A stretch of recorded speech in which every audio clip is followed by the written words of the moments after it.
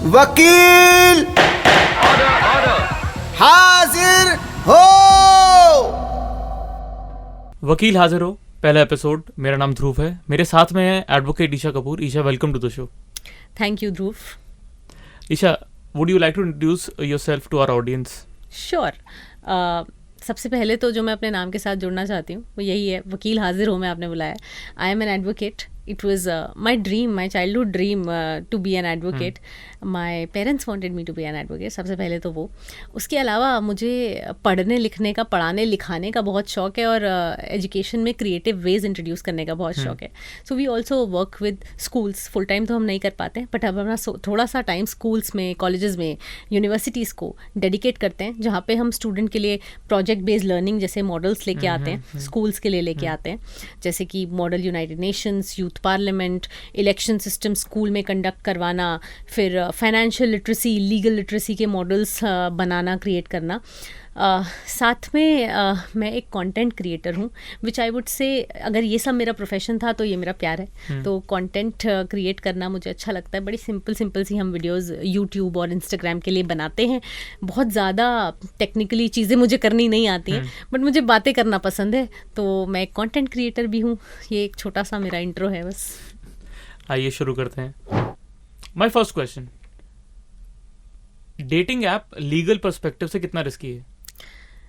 मैं लॉ में आई और मुझे उसके बाद में डेटिंग ऐप्स का पता चला, because when I was a teenager I would से उस टाइम पे डेटिंग ऐप्स थे नहीं। तो हिंज, बम्बल, टिंडर, मुझे बड़े सारे नाम पता है आज, but more so because of the cases that I have scene, that I have faced, जो क्लाइंट्स ने फेस किए। अब मुझे वहाँ से नाम ही पता चले हैं तो सोचो कितने केसेस होंगे।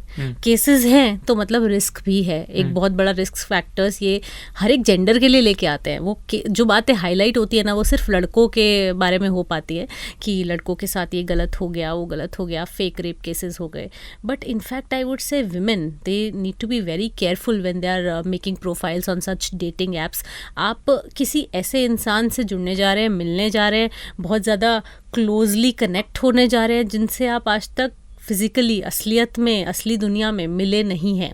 अब वहाँ पर ऑफेंसेस सच एज स्टॉकिंग, जिसमें ऑनलाइन स्टॉकिंग भी इंक्लूडेड होती है, उस वैसे ऑफेंसेस को आप कई बार जन्म दे देते हैं। वो ऑफेंसेस वहाँ से निकल के आते हैं। वॉयरिज्म जैसे ऑफेंसेस, फॉर एग्जांपल हो सकता है आपने कोई बहुत इंटीमेट पिक्चर्स शेयर की हो सकता है आपकी उस डेटिंग ऐप से एक रिलेशनशिप बन गई हो और वो फिर शेयर होने लगे, कुछ रिवेंज के लिए ऐसी चीज़ें होने लगे, तो सोचो कितना खतरनाक हो सकता है। And that is what we describe as voyeurism, the offence of voyeurism.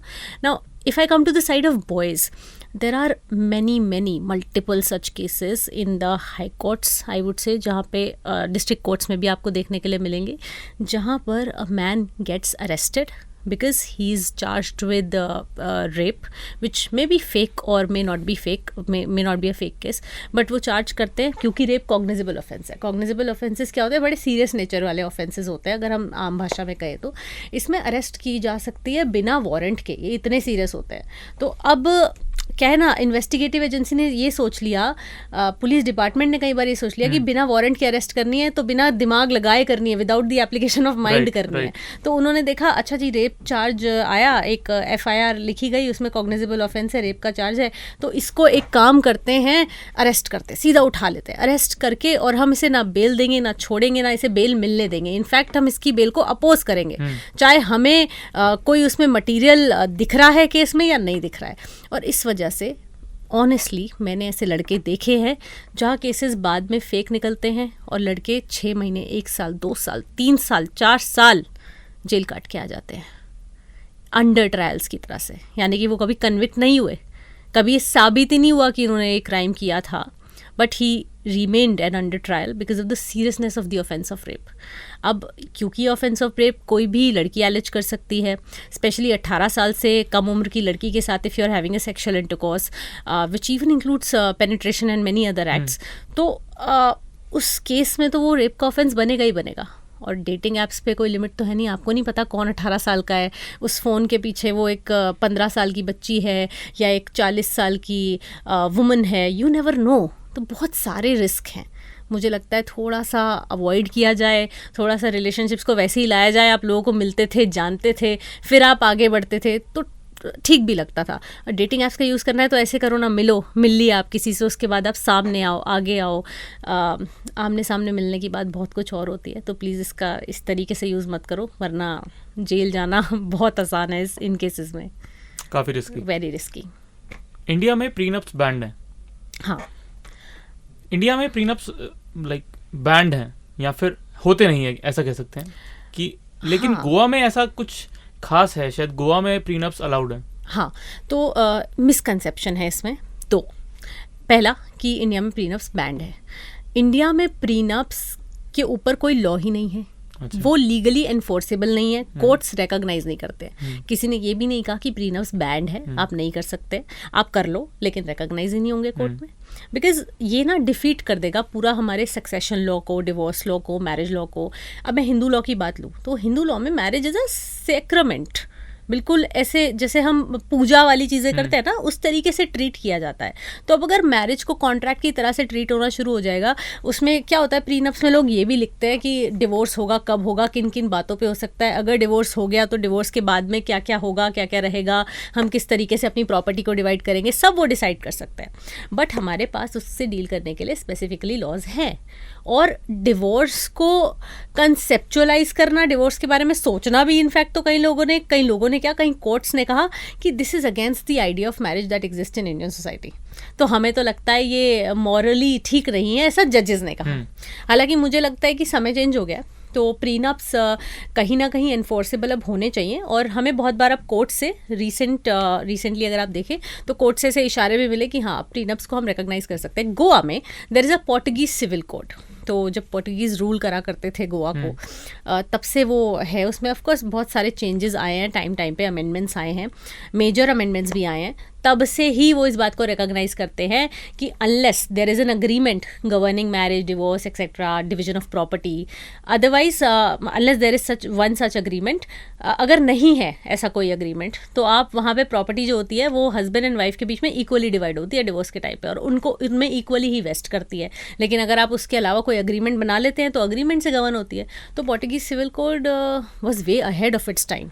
वो 1800 के समय में आया था, 1800s, और उस टाइम पे उसने यूनिफॉर्म सिविल कोड जैसी बातें भी करी, उन्होंने प्री नप्शियल अग्रीमेंट जैसी भी बातें करी, उन्होंने डॉटर को प्रॉपर्टी में शेयर देने जैसी बातें करी, उन्होंने हस्बैंड और वाइफ के बीच इक्वालिटी की बातें करी। तो वो तो मुझे लगता है पता नहीं कैसे ही अपने समय से इतना आगे थे, तो वो उस वजह से लीगली वहाँ पे एनफोर्सेबल है। पर ऐसा नहीं है कि आज मैं चाहूँ मुझे शादी करनी है और मुझे तो प्री नप के लिए गोवा जा रहा है, तो मैं आज अभी के अभी गोवा जाऊँ, गोवा की फ्लाइट टिकट्स बुक कराऊँ, शादी का वेन्यू बुक कराऊँ और मैं प्री नप कर सकती हूँ। नहीं, उसके लिए भी मुझे गोवा में अपना रेजिडेंस दिखाना होता है, उसका एक पर्टिकुलर पीरियड होता है, चीज़ें चेंज होती रहती है time to time, but until very recently it was 6 months stay in Goa that was required. तो ये भी बड़ा ज़रूरी है गोवा के रेजिडेंट्स के लिए, तो उनको ज़्यादा फ़ायदा मिलता है वहाँ का। ऐसा नहीं आप जाओगे और बस शादी करोगे गोवा में और हो गया, प्रीनप कर लो, ये नहीं होता है। तो अगर गोवा जाएं, 6 महीने रहें और प्रूफ होगी 6 महीने से रह रहे हैं, तो उसमें प्रूफ किस तरह का देना पड़ेगा? आपके रेजिडेंस के प्रूफ जो होते हैं, रेंट प्रूफ्स हो सकते हैं, आप वहाँ कहाँ रहे हो, वैसे जनरल प्रूफ। और 6 महीने आप स्पेंड करो और प्रीनप के लिए आप एलिजिबल हो जाओगे। अभी तक तो यही था, बट बहुत जल्दी ये चीज़ें चेंज होती है, रेगुलेशंस से आती हैं। तो प्लीज़ जब भी कोई ये कर रहा है तो रिसेंट आप चेक करके करें कि रेगुलेशन क्या है, फिर ही आप आगे बढ़े। ये भी देखें कि आपके ऊपर कोई और ऐसा लॉ तो नहीं है जिसका ओवरराइडिंग इफेक्ट है। तो प्लीज़ मीट अ लॉयर। लोग हर चीज़ पे पैसा लगाने को तैयार हैं, बट कुछ भी करने से पहले अपने लॉयर से मिलने के लिए तैयार नहीं है। Same case with doctors also. What people do is बीमार हो जाते हैं, उसके बाद बड़ी बड़ी बीमारियाँ हो जाती है, उसके बाद जैसे even if you're going to ask me for a crore for surgery, I will give it, but उससे पहले मैं प्रिकॉशन लेने में पैसे नहीं लगाऊंगा। तो दिस इज़ रॉन्ग। ये जब अपनी लाइफ के साथ गलत करते हो तो लीगली भी ऐसी सलाहें ना लेके आप अपने साथ बहुत गलत करते हो। प्लीज़ ऐसा ना करें, सलाह ले लोगे तो फ़ायदा हो जाएगा, आगे के बड़े ट्रबल से बच जाओगे। एक हमारी ऑडियंस से क्वेश्चन आया था कि लीगल पंगे से बच के टेंशन फ्री होके वन नाइट स्टैंड कैसे करें? देखो, अब तो ये तो वो बात हो गई कि बता दो ज़रा कि इलीगल चीज़ को लीगल कैसे कर सकते हैं हम। तो एक चीज़ बता देती हूँ, वन नाइट स्टैंड छोड़ो, सोसाइटी के मोरालिटी के स्टैंडर्ड्स बहुत अलग अलग होते हैं। मेरे अलग होंगे, आपके अलग होंगे, और देखने वाले लोगों के बहुत अलग होंगे।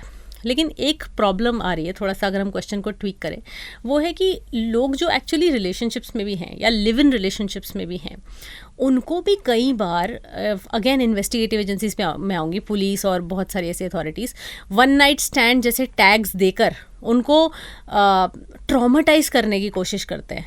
तो वो लोग, all those people need to know that there is no need to worry at all. आपका लिव इन रिलेशनशिप में रहना बिल्कुल लीगल है, आपको कोई मना नहीं कर सकता, आपको कोई क्वेश्चन नहीं कर सकता, सो लॉन्ग एज वो फोर्सफुल नहीं है और सो लॉन्ग एज आप उसकी रिस्पॉन्सिबिलिटी लेने को तैयार है. लिव इन में रहने का मतलब ये नहीं होता. लिव इन भी एक टाइम पे, आपको पता है, कई बार मैरिज की तरह से ट्रीट की जाने लगती है कि आप एक लड़की के साथ रह रहे हैं, उसके साथ रहते रहते आपको 7-8 साल हो गए हैं. क्या होता है, सोसाइटी वाले समझने लगते हैं ये तो भाई they are a married couple. अगर सोसाइटी की नज़रों में आप ऐसे बन गए कि इनकी तो शादी हुई हुई है, तो आपके ऊपर सारे वो मैट्रिमोनियल ऑब्लिगेशंस आ जाते हैं. So, if you're trying to run away from marriage and that is why you want to be in live-in, don't do it. Because every relationship, अगर आप कुछ हैं किसी के साथ हैं, पूरे मन से हैं, तो आपको उसके repercussions भी झेलने होंगे और उसकी responsibilities भी responsibly लेनी होंगी. तो वो वन नाइट वाली बात तो आई वुड से रहने दो, फंस जाओगे. लीगली करने का कोई तरीका नहीं है उसको. 498A का मिसयूज क्या उसके पर्पस को डिफीट कर रहा है? 498A जो बना था विमेन के लिए, घर में शादी होने के बाद घर में मैट्रिमोनियल होम में क्रूएल्टी, हस्बैंड के थ्रू, हस्बैंड के पेरेंट्स या और कोई रिलेटिव्स के थ्रू मारपीट या किसी भी टाइप की क्रूएल्टी. बट हाँ, इसमें क्या होने लगा, इसमें भी ऑटोमेटिक अरेस्ट जैसा एक कॉन्सेप्ट आ गया.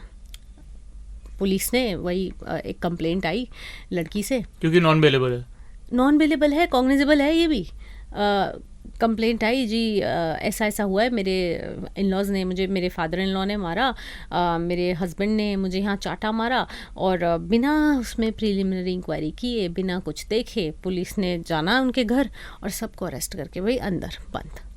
Then came these guidelines. वैसे तो अरेस्ट पे पहले DK बसु गाइडलाइंस थी, फिर आई ललिता कुमारी, अरनेश कुमार गाइडलाइंस, जिसमें स्पेसिफिकली ये बात करी कि जब भी आपके पास ऐसे कोई ऑफेंस की इन्फॉर्मेशन आ रही है, ऑफकोर्स आप FIR तो रजिस्टर करोगे, वो मैंडेटरी है. कोई पुलिस वाला ये नहीं कह सकता कि मैं पहले ज़रा इंक्वायरी कर लूँ फिर FIR रजिस्टर करूँगा, कभी नहीं. इसको ये मत समझना, क्योंकि लोग बहुत ऐसा समझ जाते हैं. लेकिन एक बार FIR रजिस्टर कर ली है तो उसके बाद आप थोड़ी सी अपना एप्लीकेशन ऑफ माइंड करो और आप देखो कि क्या यहाँ पे अरेस्ट नेसेसरी है. आपको कोर्ट के सामने जवाब देना पड़ सकता है कि आपने अरेस्ट क्यों किया. Arrest is again it's a traumatic experience for those who didn't commit any offence. अगर आपने कुछ नहीं किया है तो बहुत बुरा लगेगा, बहुत ख़राब लगेगा, और इससे गलत तो कुछ हो ही नहीं सकता किसी को उस चीज़ के लिए पनिश करना जो उसने कभी की ही नहीं थी. तो गाइडलाइंस आई हैं, सुप्रीम कोर्ट ने, हाई कोर्ट्स ने टाइम एंड अगेन इंटरवीन किया है. जब भी उन्हें लगा है ना कुछ गलत हो रहा है तो उन्होंने इंटरवीन किया. जैसे कहते हैं ना कि जब भी लगता है धरती पे कुछ गलत हो रहा है तो भगवान उतर के आते हैं. भगवान कृष्ण उतर के आए थे, फिर भगवान विष्णु जी ने रूप लिए थे अपने. तो ऐसे ही जब भी यहाँ कुछ गलत होता है, जुडिशरी बीच में इंटरवीन करती है, सोशल एक्टिविस्ट इंटरवीन करते हैं, लॉयर्स जिनको सोशल इंजीनियर्स कहते हैं वो भी इंटरवीन करते हैं, प्रेशर ग्रुप्स की तरह से काम करते हैं और चीज़ों को ठीक कर देते हैं. तो मिसयूज़ हो रहा था बहुत, बट उस पर कर्व लगाने के लिए बड़ी सारी गाइडलाइंस आई हैं. लार्जली फॉलो भी हो रही है. जहाँ नहीं होती हैं उनको फिर सज़ा भी मिल रही है, उसी तरीके से इन्वेस्टिगेटिव एजेंसीज को खुद भी मिल रही है. बट मेरा सवाल कि 498A का मिसयूज क्या उसके पर्पस को डिफीट कर रहा है? नहीं, क्योंकि उसका पर्पस इतना बड़ा है ना कि सिर्फ ये कह देने से कि उसका मिसयूज हो रहा है, उस लॉ को रोल बैक करने का कोई मतलब नहीं बनता है.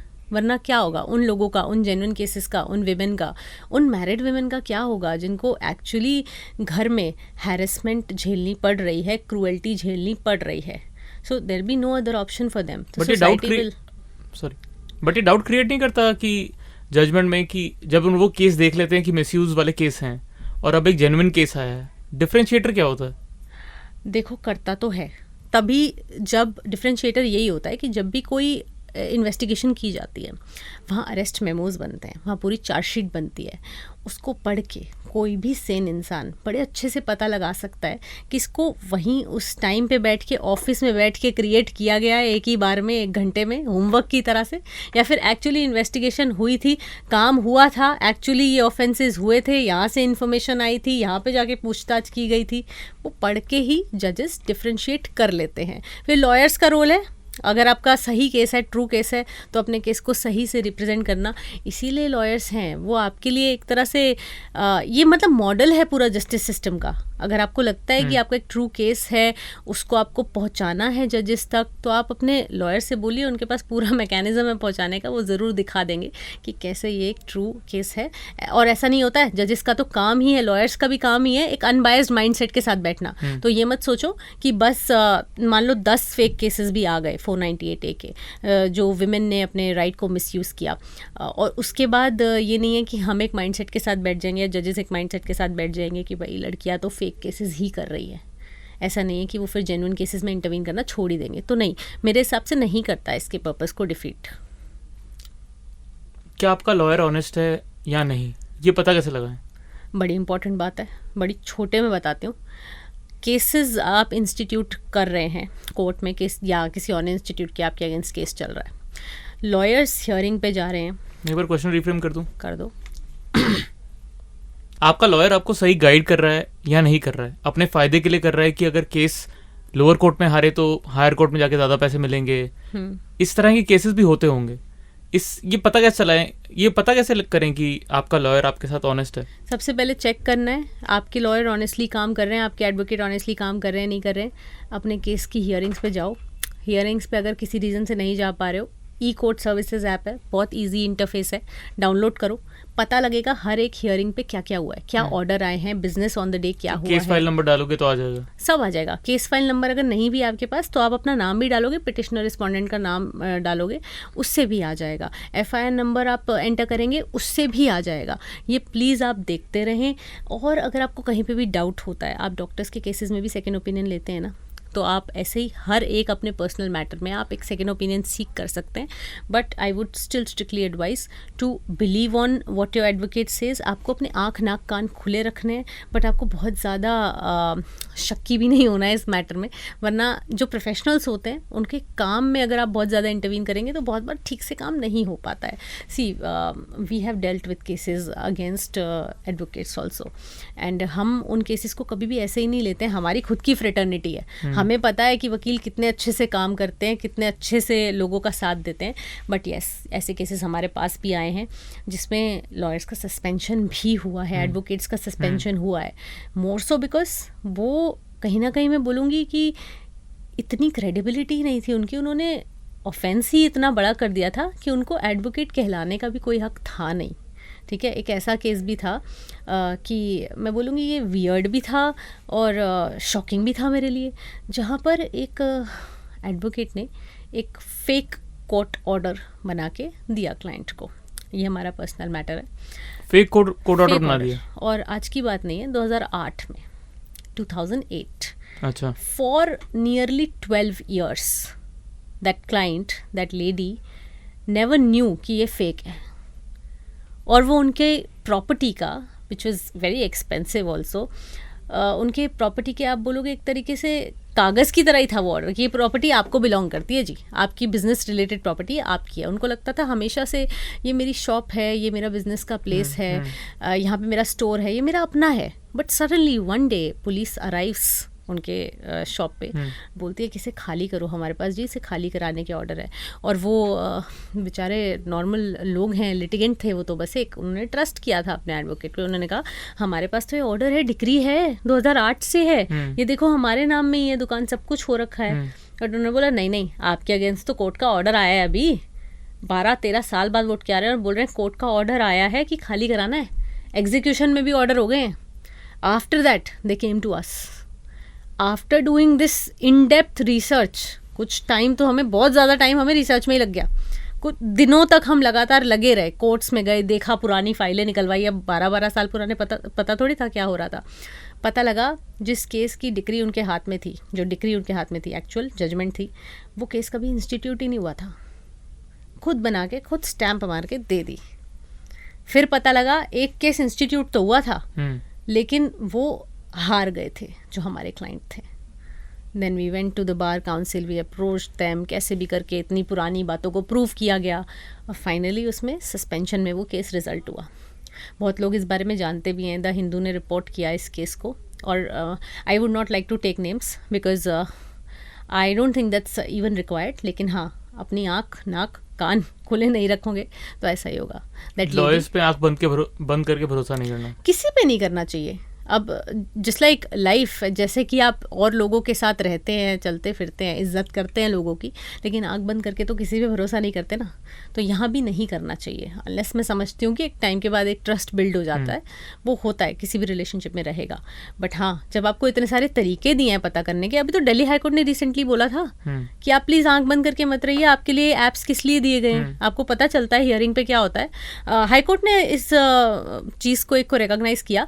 एक लॉयर ने अपनी क्लाइंट को बोल दिया कि आपकी बेटी की ना बेल हो गई है कोर्ट से. और वो lady, that old lady said कि मेरी बेटी की बेल हो गई है, पर पता नहीं उसे छोड़ते ही नहीं है. शायद जेल वालों ने ही कुछ कर रखा है, पता नहीं पैसा खाना चाहते, क्या करना चाहते, जैसे एक आम इंसान बात करते हैं. वो पढ़ी लिखी भी नहीं थी. और पता चला उस टाइम पे कि ऐसा कुछ बेल थी नहीं, वो फेक बेल ऑर्डर था. ये भी बना दिया. तो अगर उनका, तो मैं फिर भी समझती हूँ, चलो वो पढ़ी लिखी नहीं थी, तब भी मैं कहूँगी कि उन्हें किसी को अप्रोच करना चाहिए था, बात करनी चाहिए थी. प्लीज़ मुझे एक बार चेक करके बताओ. वेबसाइट पे हर एक ऑर्डर होता है, या सर्टिफाइड कॉपी ले लो आप अपने एडवोकेट से, बोलो जी हमें सर्टिफाइड कॉपी चाहिए. वो भी नहीं देते. हर कोर्ट में सर्टिफाइड के काउंटर्स हैं, वहाँ जाके अप्लाई करो, सर्टिफाइड कॉपी मिल जाएगी. कोर्ट का ठप्पा लगी हुई कॉपी मिल जाएगी कि एक्चुअली ये कोर्ट में पास हुआ है. पागल मत बनो कि बस मैंने आपको बोल दिया कि ऐसा हुआ है, प्लीज़ मुझ पे ट्रस्ट मत करो. मुझ पे भी मत करो, किसी भी मत करो. अपनी आंखें खुली रखो, पता लगता रहेगा क्या होता है. I am shocked. जब एक जजमेंट आ जाता है लोअर कोर्ट में और फिर बोला जाता है कि आप हायर कोर्ट में अप्लाई कर सकते हैं, और फिर हायर कोर्ट के बाद सुप्रीम कोर्ट का बोल दिया जाता है, कितना डिफरेंस हो जाता है in litigation matters? Can the same attorney represent you in every court? No, because supreme court से शुरू करते हैं हम. सुप्रीम कोर्ट में only AORs, advocate on records, are entitled to file cases, petitions वगैरह. आपको कुछ भी फाइल करानी है AOR करेंगे. उसका एक पूरा प्रोसीजर है AOR बनने का. टेस्ट है, इंटरव्यू है, वो सब जो क्लियर करके एडवोकेट ऑन रिकॉर्ड बना होगा, वो ही आपका केस वहाँ ले जा सकता है. अब आपको अगर सीनियर काउंसिल को, सीनियर एडवोकेट को हायर करना है, जो डेजिग्नेटेड सीनियर एडवोकेट है, तो आपके AOR उन्हें अप्रोच करेंगे और उनको ब्रीफ करेंगे. अब जहाँ तक हाई कोर्ट और सुप्रीम डिस्ट्रिक्ट कोर्ट की बात है, वहाँ पे ऐसा कोई AOR जैसा एग्ज़ाम नहीं है कि हाई कोर्ट के एडवोकेट ऑन रिकॉर्ड होते हों. दिल्ली की मैं बात कर रही हूँ स्पेसिफिकली, और डिस्ट्रिक्ट कोर्ट में भी ऐसा नहीं है. बट आपको बस एक एडवोकेट होना चाहिए, enrolled under the bar council, आपकी जो स्टेट बार काउंसिल है, और बार काउंसिल ऑफ इंडिया से भी आपको अप्रूव होना है. आपके पास सर्टिफिकेट ऑफ प्रैक्टिस होना चाहिए. तो मैं बोलूँगी हाई कोर्ट में और डिस्ट्रिक्ट कोर्ट में हाँ आपको सेम एडवोकेट रिप्रेजेंट कर सकते हैं. सुप्रीम कोर्ट में भी आपके अगर वही लॉयर चलते आ रहे हैं, वो आपके साथ जाएंगे, वो आर्ग्यूमेंट में भी हेल्प कर सकते हैं. बट जो पिटिशंस फाइल होती हैं उसमें AOR का नाम होना बीच में ज़रूरी है, मैंडेटरी है. अब जहाँ तक आर्ग्यू करने की बात है, वो तो आप इन पर्सन भी कर सकते हैं. आप खुद भी चाहें तो आर्ग्यू करें, आपको कोई रोकेगा नहीं, वो आपका राइट है. तो हर केसेस में सेम एडवोकेट्स नहीं रह सकते हैं. कई बार सुप्रीम कोर्ट के केसेस में मैंने बहुत बार ऐसा देखा, जब उन्हें बताते हैं कि भाई हमें एडवोकेट ऑन रिकॉर्ड को बीच में लाना पड़ेगा, तो सम क्लाइंट्स आर लाइक कि अरे अब अभी आप थे तो सही, अब एडवोकेट ऑन रिकॉर्ड के भी बीच में लाएंगे तो क्या फ़ायदा है. नहीं नहीं, ऐसा कुछ नहीं होता. ये कैसे हो सकता है कि कोई AOR चाहिए ही चाहिए बीच में? तो नहीं, अगर आपसे कोई ऐसा कह रहा है, एब्सोल्युटली करेक्ट, ये ज़रूरी है, मैंडेटरी है सुप्रीम कोर्ट रूल्स के अकॉर्डिंग. रेप विक्टिम्स की अगर बात करें, we understand that it is a very misfortunate event, but for the purpose of legal knowledge, what should everyone know about कि रेप केस में क्या क्या लीगल पॉइंट ऑफ व्यू से ज़रूरी है फाइल करने के लिए, टू गेट जस्टिस? क्या क्या चीज़ें कंपोनेंट्स आते हैं, आप प्लीज़ बताइए. सी, रेप मैटर्स में अगर मैं विमेन की तरफ से बात करूं, पहले तो हमें क्लियर होना पड़ेगा कि ये जो रेप का ऑफेंस है वो खाली विमेन के अगेंस्ट हो सकता है इंडिया में. मेन के अगेंस्ट जो रेप के इंस्टेंसेस सामने आ रहे हैं बहुत मिनिस्क्यूल है, छोटी सी परसेंटेज है, बट आ रहे हैं सामने. लेकिन अभी लॉ उनको रिकॉग्नाइज नहीं करता है, उसके लिए कोई पनिशमेंट नहीं देता है, स्पेसिफिकली उसे रेप नहीं कहता है. मैं बोलूँगी विमेन को, आपके साथ अगर ऐसा कुछ मिसफॉर्चुनेट हुआ है, डू नॉट वेट, ज़रा सा भी इंतज़ार नहीं करो. बल्कि कुछ केसेस ऐसे भी होते हैं जहाँ पे आप शायद एक हफ्ता, एक महीना, एक साल हिम्मत भी नहीं जुटा पाते हो पुलिस स्टेशन में जाके उसे रिपोर्ट करने की. तब भी पीछे मत हटो, क्योंकि यहाँ ये कोई टाइम बार्ड ऑफेंस नहीं है. जैसे सिविल केसेस होते हैं कि आपको 3 साल के अंदर अंदर फाइल करना है, या किसी की लिमिट 1 साल 2 साल है, यहाँ ऐसी कोई लिमिट नहीं है. आपको पीछे नहीं हटना है डेफिनेटली, लेकिन जितना जल्दी से जल्दी जाके आप रिपोर्ट करेंगे उतना जो केस की इन्वेस्टिगेशन है वो जल्दी हो पाएगी। आप प्लीज़ ये समझो कि जब आप ऐसी किसी कंप्लेंट को लेकर फाइल करने जाते हो तो police officer do not have the right to deny और इवन सजेस्ट कि मैं एफआईआर नहीं फाइल करूँगा, नहीं रजिस्टर करूँगा, नहीं लॉन्च करूँगा एफआईआर आपकी, और मुझे लगता है कि ऐसा कुछ नहीं हुआ है, आप तो कुछ दिखा ही नहीं पा रहे हो, मुझे दिखाओ कहाँ इंजरी है। आपसे ऐसे क्वेश्चंस पूछने का भी उन्हें अधिकार नहीं है। जैसे ही आप एक कॉग्निजेबल ऑफेंस की या रेप की इन्फॉर्मेशन उन्हें देते हैं, उनका फ़र्ज़ बनता है कि वो एफआईआर लॉन्च करें और आपकी सारी बातों को वहाँ लिखें। अब वो कितना सच है, उसमें कितना झूठ है, वो बाद में होता रहेगा, वो पता लगता रहेगा इन्वेस्टिगेशन में, बट वो लिखवाना आपका राइट है। एक चीज़ है जो men who are watching this they must know कि इफ़ 18 साल से नीचे की कोई भी लड़की के साथ आप हैं, इवन आप रिलेशनशिप में भी हैं, चाहे वहाँ कंसेंट है, चाहे वहाँ इक्वल कंसेंट है, चाहे क्यों नहीं वो लड़की कोर्ट में खड़े होके बोल दे कि मेरा तो कंसेंट था भाई इस एक्ट में, मैंने तो इस सेक्सुअल इंटरकोर्स के एक्ट के लिए, सेक्सुअल रिलेशनशिप के एक्ट के लिए कंसेंट दिया था अपना, I am again repeating it before the court, तो भी वो ऑफेंस ऑफ रेप है। बहुत से बच्चे हैं जो 19 के हैं, 20 के हैं, मैं उन्हें एज बच्चा यहाँ पे डिस्क्राइब कर रही हूँ, जो इन केसेस में फंस जाते हैं और फिर फंस के ही रह जाते हैं। निकलना इनसे बहुत मुश्किल हो जाता है। आपकी लाइफ के 3, 4, 5 साल कहाँ जाते हैं आपको पता भी नहीं चलता है। आपको लगता है कंसेंशुअल रिलेशनशिप ही तो है, तो क्या हो गया, लेकिन नहीं, बहुत बड़ा इसका इम्पैक्ट हो सकता है। तो ये एक लाइन हमेशा अपने दिमाग में बसा के रखिए कि any act of sexual intercourse with a woman below the age of 18 years is considered rape। पहले ये था कि अगर वो आपकी लीगली वेडेड वाइफ हैं और 18 से नीचे हैं तो वो रेप नहीं होगा, but 2017 a judgment came, independent thought versus Union of India, Justice Madan B. Lokur gave this judgment and Justice Deepak Gupta was also there on the bench, और उन्होंने बोला कि ये कोई भी ऐसा ऑफेंस जहाँ पे 18 से कम की लड़की है, 18 साल से कम की और इन्वॉल्व है, उसके साथ सेक्सुअल इंटरकोर्स का एक्ट प्रूव होता है, वो रेप ही कंसिडर करेंगे हम। तो प्लीज़ थोड़ा संभल के, दोनों ही तरफ से थोड़ा संभल के, विमेन अपने राइट्स को याद रखें और मेन विमेन के राइट्स को याद रखें। आप भी समझें कि प्लीज़ हमें कहाँ पर एक्स्ट्रा कॉशन लेने की ज़रूरत है, एक्स्ट्रा कॉशियस होने की ज़रूरत है। सिर्फ आप नहीं, आपकी फैमिलीज़ भी बहुत बुरी तरह इन केसेस में रोपिन हो जाती हैं और बड़ी परेशानी से उन्हें गुजरना पड़ता है। Mothers, definitely I have seen terrified, petrified women mothers in the court कि क्या होगा अब मेरे बेटे का, मुझे तो पता ही नहीं है, बस इस लड़की के साथ रिलेशनशिप में ही तो था। तो laws around arrest of women, एक सिंपल सी बात याद रखो, लगता है कि ये तो बड़ी पुरानी चीज़ है, बट आज भी इसका वायलेशन होता है।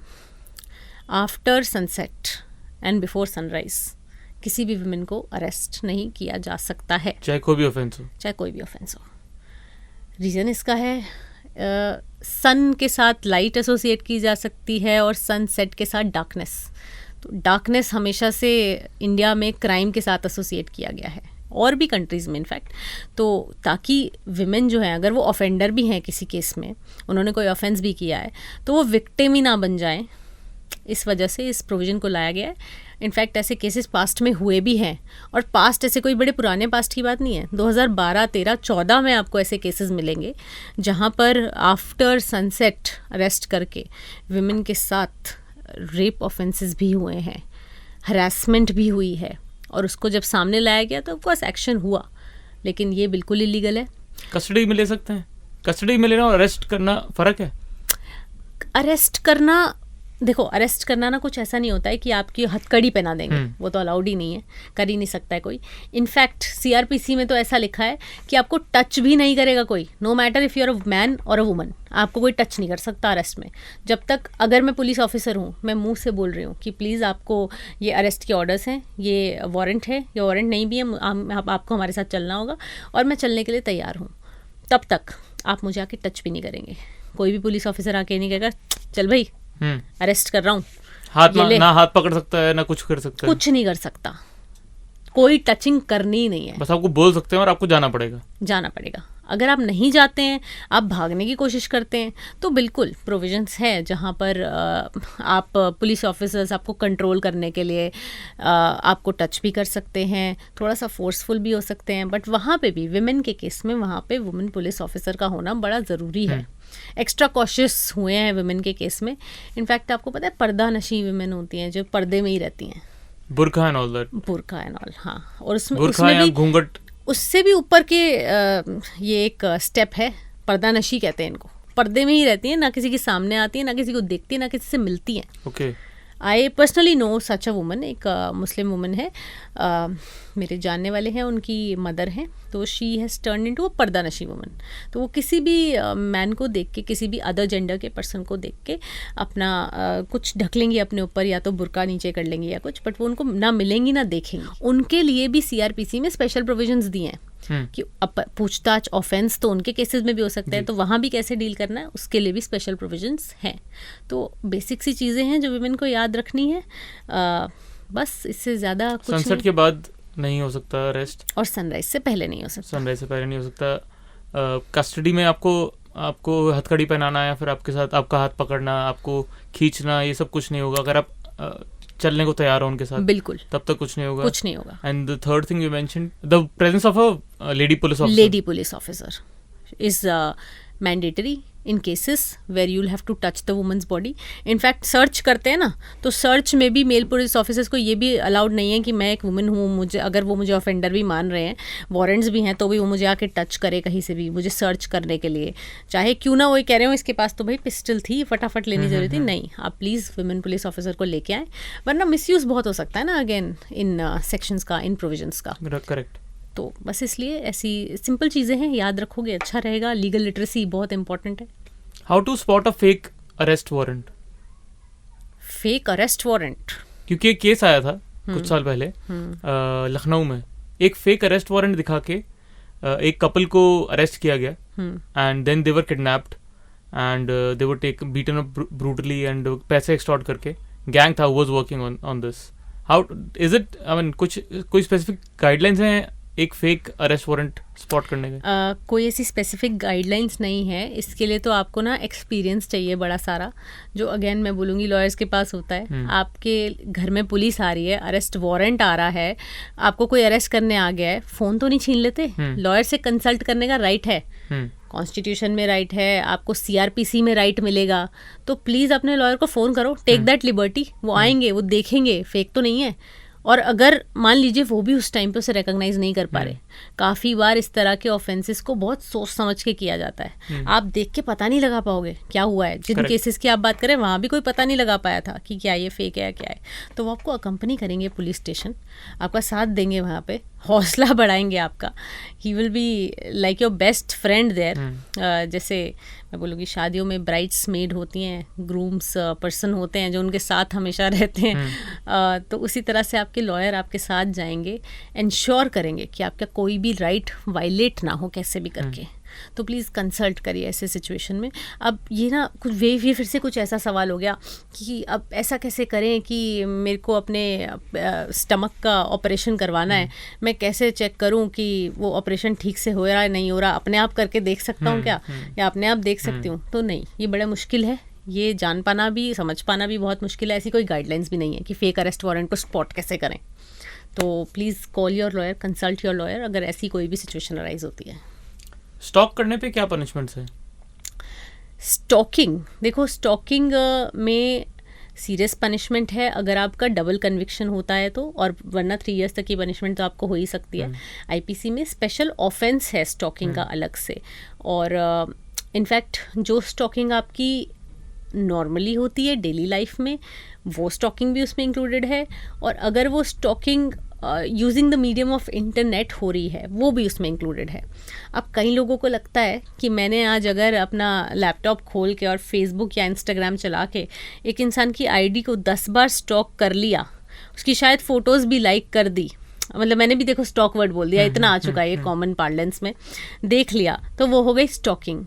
बट नो, स्टॉकिंग के ऑफेंस में क्लियरली लिखा हुआ है कि अगर उस वुमन का इंटरेस्ट बिल्कुल भी नहीं है and she is expressed her displeasure over these acts of yours, तो वो स्टॉकिंग है। आपका जो इंटेंट है, आपके मन में चल क्या रहा है, सामने से इंसान कह क्या रही है, वो सब देखा जाएगा और फिर वो स्टॉकिंग की डेफिनेशन के अंदर आएगा। और पनिशमेंट उस पर भी डिपेंड करती है कि वो पहला कन्विक्शन है आपका या दूसरा कन्विक्शन है, मतलब हैबिचुअल ऑफेंडर तो नहीं हो, यही तो नहीं करते रहते हो, लड़कियों के तो पीछे नहीं पड़े हो, किसी का बिल्कुल इंटरेस्ट नहीं है, फिर भी आप उसकी प्रोफाइल पे मैसेजेस भेजे जा रहे हो, आप उसका पीछा करते हो, ऑफिस से निकलती है तो आप उसके पीछे हो जाते हो, घर से निकलती है तो आप उसके पीछे हो लेते हो। तो don't do it, get a life. कोई मल्टीपल अकाउंट्स बना के अगर बार बार मैसेज कर रहा है तो भी स्टॉकिंग है, बिल्कुल है, और it is recognisable as an offence by law. Yes Okay. Yes, clearly लिखा है। ठीक है। पीडीए, आजकल मेट्रो में बहुत सारे लोग वायरल हो रहे हैं अलग अलग तरह की रील्स बना के। तो पब्लिक डिस्प्ले ऑफ अफेक्शन के ऊपर हमने एक एपिसोड भी किया था, लेकिन हम आपसे जानना चाहते हैं कि लॉज क्या हैं, एंड ये जो मेट्रो में रील्स बना रहे हैं इन पे लॉ कोई एनफोर्स होता है कि नहीं? एनफोर्स तो बड़ी मुश्किल से होता है, बट हाँ एलिगेशंस बड़े लग जाते हैं। सेक्शन 294 होता है आईपीसी में, एक है बहुत पहले से ही, ये हमें पढ़ाया जाता है एक हेड के अंदर, लॉज अगेंस्ट ऑब्सेनिटी। तो अब इसके अंदर ना कोई भी चीज़ को फॉल करने के लिए, PDA public display of affection को इसके अंदर फॉल करने के लिए वो मॉरल स्टैंडर्ड्स ऑफ ऑब्सेनिटी के अगेंस्ट होना चाहिए, मतलब मॉरल स्टैंडर्ड्स के अगेंस्ट होना चाहिए और ऑब्सेनिटी के अंदर आना चाहिए वो। अब ये स्टैंडर्ड जो है ना, ये टाइम टू टाइम चेंज होते रहते हैं सोसाइटी के हिसाब से। For example you know Milind Soman जो ही इज़ एन एक्टर और इन्फ्लुएंसर भी बोलूँगी उनको मैं, उनके ऊपर ही चार्जेस लगे थे। He was running on a beach naked और उनके ऊपर ही चार्जेस लग गए थे। कुछ लोगों के लिए ये वो फोटो का क्लिक होना आर्ट हो सकती है, और कुछ लोगों के लिए ये बहुत ऑब्सीन हो सकता है कि ये तो शॉकिंग हो सकता है, ये क्या हो गया, ये तो इमोरल है। तो ऐसे ही पीडीए का भी है। हो सकता है मुझे मेट्रो में किस करना बड़ा ही नॉर्मल लगता हो, और किसी को लगे, कोई वहाँ पर may be an old aged woman और अ मैन, ही सेज कि यहाँ तो हक करना भी बड़ा इमोरल है। आजकल के बच्चे पता नहीं क्या करते रहते हैं। तो वो डिपेंड करता है, इसलिए इसमें ना ज़्यादातर ऐसे केसेस कोई ख़ास पनिशमेंट के साथ एंड नहीं होते, अगर आ भी जाते हैं तो। और बाकी मत करो वो चीज़ें पब्लिक प्लेस में, अगर लोगों को आपको लग रहा है कि अनॉय कर रही है तो। लेकिन फिर इसमें लोग सामने से बहुत सारे आर्ग्यूमेंट्स भी देते हैं, काउंटर आर्ग्यूमेंट्स, कि हमारे भी तो फ्रीडम है एक्सप्रेस करने की, फ्रीडम ऑफ एक्सप्रेशन, क्या हमें प्यार एक्सप्रेस करने का फ्रीडम नहीं देती है? तो वो भी रिकग्नाइज करना पड़ता है। तो सोसाइटी के स्टैंडर्ड्स के हिसाब से होगा। अगर उस समय आप एक कंप्लेंट इसके अगेंस्ट इनिशिएट कर भी दे, तो भी कोर्ट यही देखेगा कि सोसाइटी के स्टैंडर्ड्स के हिसाब से क्या ये ऑब्सीन था, इतना इमोरल था, वो ये देखेंगे, पूरे टेस्ट को सेटिस्फाई करेंगे, जैसे हिकलिन टेस्ट और ऐसे करके बड़े सारे टेस्ट पढ़ाए जाते हैं लॉयर्स को। तो उस समय फॉल कर रहा है या नहीं कर रहा, बट एक्चुअली कोर्ट्स में ऐसे केसेस देखने को नहीं मिलते हैं। सबसे ज़्यादा वियर्ड केस कौन सा आपने आज तक हैंडल किया? एक तो मैंने आपको बताया था, बाकी एक फनी भी है। मुझे लगता है बेचारा लड़का क्यों फंसा हुआ है। He is not from Delhi, but he is that one person who got stuck into a child marriage. उसके बड़े भाई की शादी हो रही थी और उसके पेरेंट्स ने, वो उस टाइम पे कुछ 16 साल का था, पेरेंट्स ने वहीं पे जो दुल्हन थी, द ब्राइड, उसकी छोटी बहन के साथ उसके भी फेरे पड़वा दिए। ठीक है, वहाँ उसकी भी शादी हो गई। तो नाउ उत्तर प्रदेश है ये, जिस सेटिंग की मैं बात कर रही हूँ, मैं एकदम एग्जैक्ट जगह नहीं बताऊँगी, लेकिन वहाँ पर फिर उसके बाद ब्राइड और ब्राइड ग्रूम ये जो दोनों थे, अब बाद में हस्बैंड एंड वाइफ बन गए, ऑल्दो चाइल्ड मैरिज थी, बट ये कभी फिर साथ रहे नहीं। Now as soon as this person turns 18, तो उनके पास ना एक ऑप्शन होता है चाइल्ड मैरिज में, they can step back from that marriage. And he was very clear, he said मेरे फादर ने ये सब ज़बरदस्ती कराया था, मुझे पता है ये ऑफेंस है, मुझे अब बड़े होके पता चल गया है कि इनफैक्ट कोई चाइल्ड मैरिज को करवाता भी है तो उसके अगेंस्ट तो एक्शन होना चाहिए, और मैं इस मैरिज के अंदर तो रहूँगा नहीं। पता नहीं उस लड़की को क्या हुआ, she got maybe so involve into the marriage, but I don't think involvement भी था, बट उसने उसके अगेंस्ट पता नहीं मेंटेनेंस और ये सब क्या क्या केसेस फाइल करने शुरू कर दिए. अब उसने उस चाइल्ड मैरिज से स्टेप बैक करना था, बट वो स्टेप बैक तो उसे कोर्ट करने नहीं दे रहा है, बल्कि उसमें मेंटेनेंस का केस और चले जा रहा है. He is just trying to avoid कि मुझे क्यों मेंटेनेंस देनी पड़ेगी, ना ये मेरे साथ कभी रही, मैं इसे जानता भी नहीं हूँ ये एक्चुअली कौन है. तो this is one such funny weird case जो आज तक भी ख़त्म नहीं हो रहा है. तो इन सम स्टेट्स ये जो स्पीड है ना केसेस के डिस्पर्स होने की, जजमेंट्स आने की, एक्चुअली बहुत स्लो है. जो मैं आपसे केस की बात कर रही हूँ, इसको चलते चलते भी there have been 4 long years and this is a vicious cycle. वो इस साइकिल से बाहर आ ही नहीं पा रहा है. तो वियर्ड है. चाइल्ड मैरिज भी हुई थी जिसमें बताते हैं तो वैसी ऑफेंस है, ये कोई रिकॉग्नाइजेबल मैरिजेस नहीं है. आम आदमी से पूछो तो बोलेंगे चाइल्ड मैरिज हो गई तो कोई शादी नहीं होती, लेकिन एक्चुअली चाइल्ड मैरिज होती है. वो शादी की तरह रिकॉग्नाइज भी होती है. अच्छा. आपको 18 साल के होने के बाद एक ऑप्शन भी दिया जाता है कि आप इस शादी को कंटिन्यू करें या आप स्टेप बैक कर लें. तो बड़े कॉम्प्लिकेटेड. तो अच्छी चीज़ लग रही है. अच्छी लग रही है लेकिन उसकी अगर आपने लाइफ देख ली ना कैसी हुई है, उसे पता नहीं है कि वो आज तक मिला नहीं है. दोबारा मौका मिलता है कि स्टेप बैक तो नहीं करना चाहते. ठीक बात है.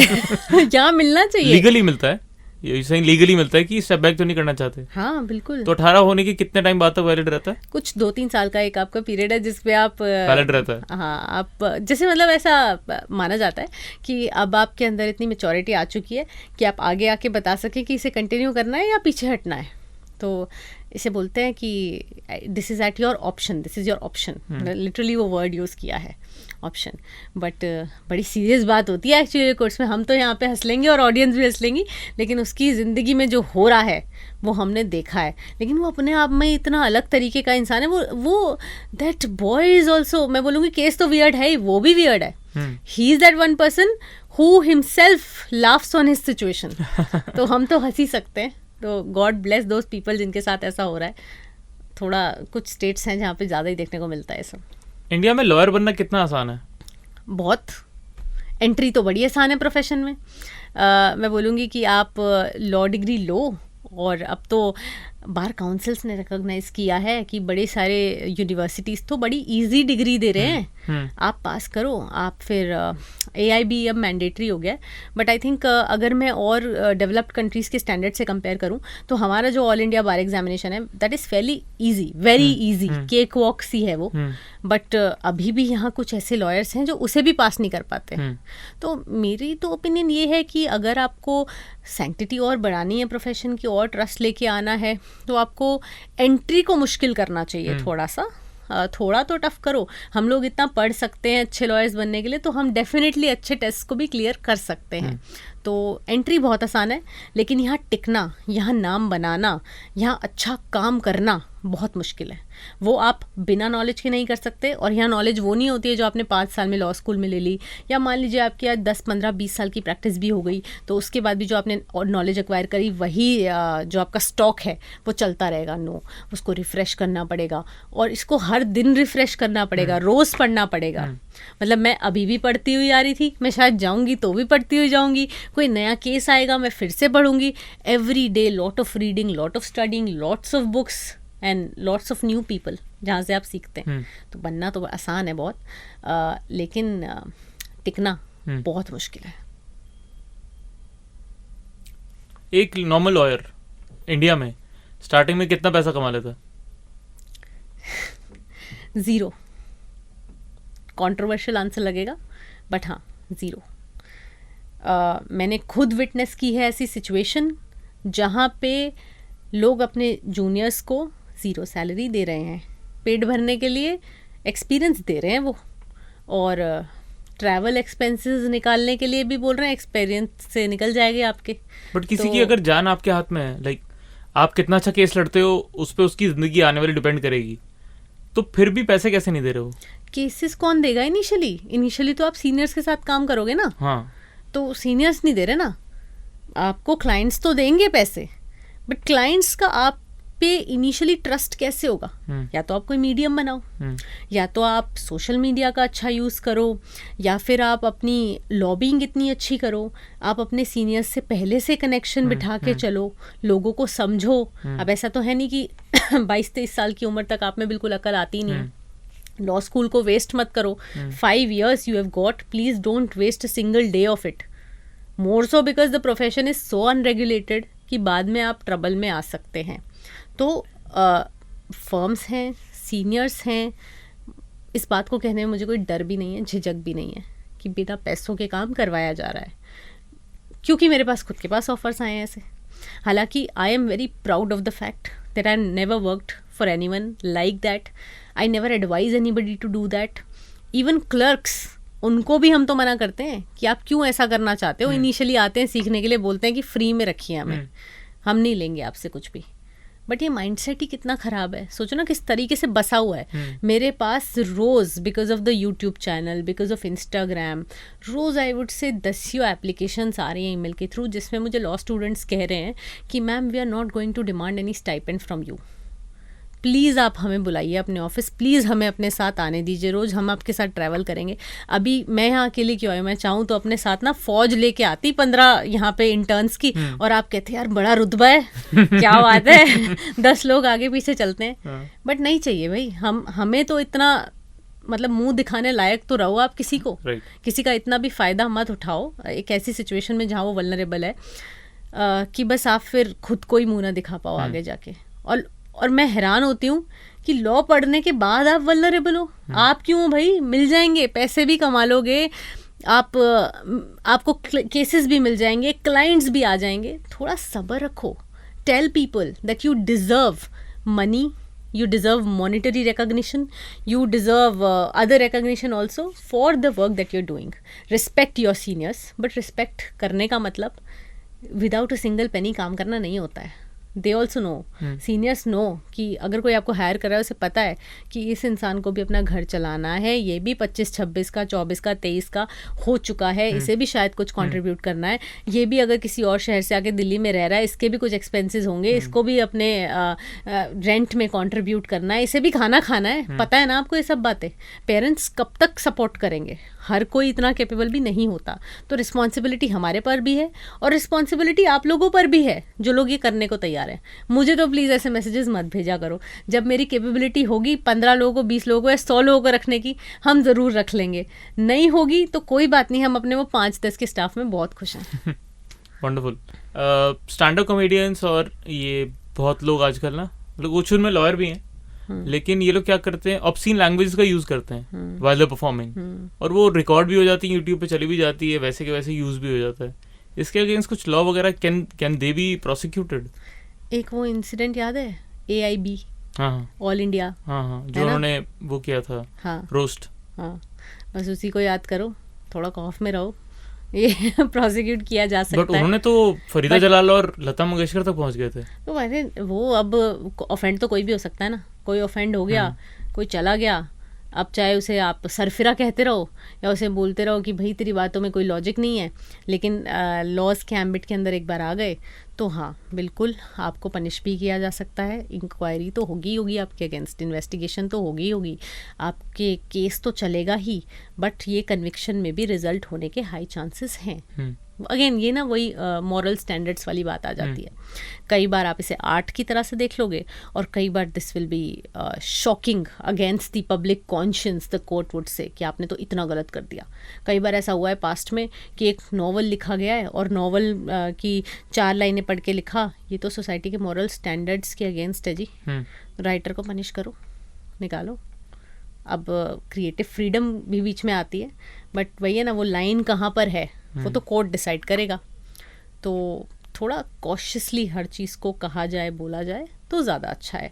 बाकी जहाँ तक फिल्म्स और वेब सीरीज़ और ये सब की बात है ना, तो उसके तो सर्टिफिकेशंस होते हैं। वो अगर आप बोर्ड सर्टिफाई कर रहा है, सब कुछ हो रहा है ठीक से प्रोसीजर के साथ में, तो you don't need to be worried a lot. और जो अलग डोमेन है। और जो इंडिपेंडेंटली कर रहे हैं वो ज़्यादा ध्यान से रहें, क्योंकि उन्हें पता होना चाहिए कि लॉस क्या है, उन्हें पता होना चाहिए रेगुलेशन क्या है, जिस प्लेटफॉर्म पे वो कंटेंट डाल रहे हैं उसके रेगुलेशंस, फिर देश के रेगुलेशंस अलग से, बिकॉज प्लेटफॉर्म तो हो सकता है कि इंडिया का ही ना हो। प्लेटफॉर्म मेंशन कर देगा कि आपको ये सब नहीं करना है, बट आपको रोकेगा नहीं, चलाता रहेगा। बिल्कुल। क्या YouTube आपको रोकता है? नहीं। क्या YouTube मुझे रोकेगा? आज नहीं। मैं अगर गाली भर भर के वीडियो नहीं, बनाऊं तो नहीं रोकेगा ना।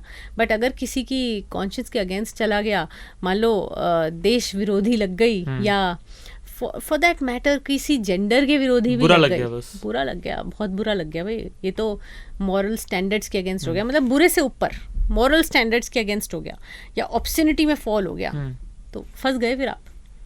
तो तरीके से बोलो। हाँ, ऐसा भी नहीं है, देखो कोर्ट्स ये नहीं करते आपकी एक लाइन को लेके आपको पकड़ लें। वो हमेशा स्टैंडर्ड ये होता है कि even if you are going through a book और a video, see it in whole. उसका एक पार्ट उठा के ये मत बोलो कि ये कितना गलत कर दिया, उसका कॉन्टेक्स्ट समझो।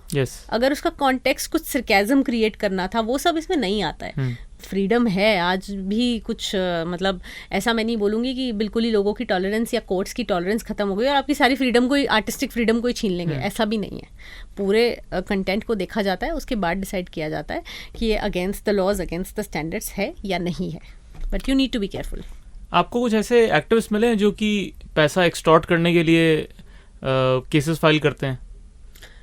मुझे ना अभी इंस्टाग्राम के through I have got to know about a woman. Recently, I also got in touch with Miss Deepika Narayan Bharadwaj. Yes. You must be knowing about her. She also told me कि कुछ एक live साथ में करते हैं। फिर बाद में मुझे ना एक और किसी का मैसेज आता है जो मुझे बताते हैं कि ये लड़की है जो she is a lawyer also. I got to know. मुझे नहीं पता कि इस बात में कितनी सच्चाई है। मैंने इंडिपेंडेंटली इसमें कोई इंक्वायरी नहीं करी है, बट उन्होंने बताया कि एक लड़की है जिसका काम ही हो गया है फेक केसेस फाइल करना लड़कों के अगेंस्ट। और बोले कि ये इसको तो मैं जानता भी हूँ पर्सनली। वो अपना पर्सनल अकाउंट उन्होंने मुझे बताया इस बात का। तो पता नहीं कितनी सच्चाई है, बट मैं पर्सनली नहीं मिली हूँ ऐसे किसी से। बट हाँ, ये बात मुझे लोगों से पता चली है, सोशल मीडिया के थ्रू ज़्यादा पता चली है। मैं कभी उस बात पे ओपनली बोलती नहीं हूँ, क्योंकि जिस बात को मैंने वेरीफाई नहीं किया है उस बात को हम बोल कैसे दें। अभी भी मैं देखो फिल्टर के साथ इसे बार बार बता रही हूँ कि मुझे नहीं पता इसमें कितनी सच्चाई है। बट हाँ, मैंने बहुत लोगों से सुना है, ये मेरा सेकेंडरी सोर्स है, मैं बोलूँगी कि ऐसे लोग होते हैं जिनका काम धंधा है fake charges, fake cases file करना। मूवीज़ भी बनी हैं ऐसी चीज़ों पे। तो क्लेम तो करते हैं कि सच्चाई है, अब पता नहीं कितनी है। Isha, thank you for your time and anything else that you want to tell to the audience? Thank you Dhruv.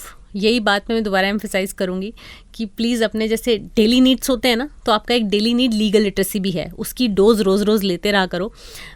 I told you in the beginning to you all कि एक एडवोकेट होने के साथ साथ मैं एक रिस्पॉन्सिबल कंटेंट क्रिएटर भी हूँ। हमारे यहाँ आपको बड़ा रिस्पॉन्सिबल सा कंटेंट मिलेगा। कहते हैं ना, हमारी दुकान पे आपको बड़ा सोचा समझा सा क्वालिटी वाला सामान मिलेगा। So please do check out my Instagram handle which is the Isha Kapoor, Kapoor with OOO। तो आप वो चेकआउट कर सकते हैं। यूट्यूब चैनल वीलॉगिश आप देख सकते हैं, जहाँ पे I give tips for new entrants into the field of law and for the litigants also, कि कैसे वो फ्रॉड से बचें, कैसे वो केसेस में इन्वॉल्व होने से बचें। अगर आप इन्वॉल्व हो ही गए हैं तो क्या क्या स्टेप्स लें। तो आई होप आपको ये सब चीज़ें हेल्प करेंगी। बड़े सिंपल तरीके से, बड़े जेन्युइन तरीके से हम बताते हैं वहाँ पे। And I literally enjoyed a lot having this conversation with you. This was my first time with any FM, I would say. बचपन से जो मेरा FM का आइडिया था वो कुछ और था, और आज मुझे यहाँ के बड़ा अच्छा लगा और एंटरटेनिंग हो गया है। मतलब मेरे आइडिया में और बहुत सारा एंटरटेनमेंट जुड़ गया है, तो मुझे बहुत मज़ा आया। आई होप आप भी बिल्कुल बोर नहीं हुए हो, आप लोग भी बोर ना हुए हो, और आपको थोड़ा सा एंटरटेनिंग के साथ साथ इन्फॉर्मेटिव भी लगा हो। Thank you so much Dhruv. Thank you so much.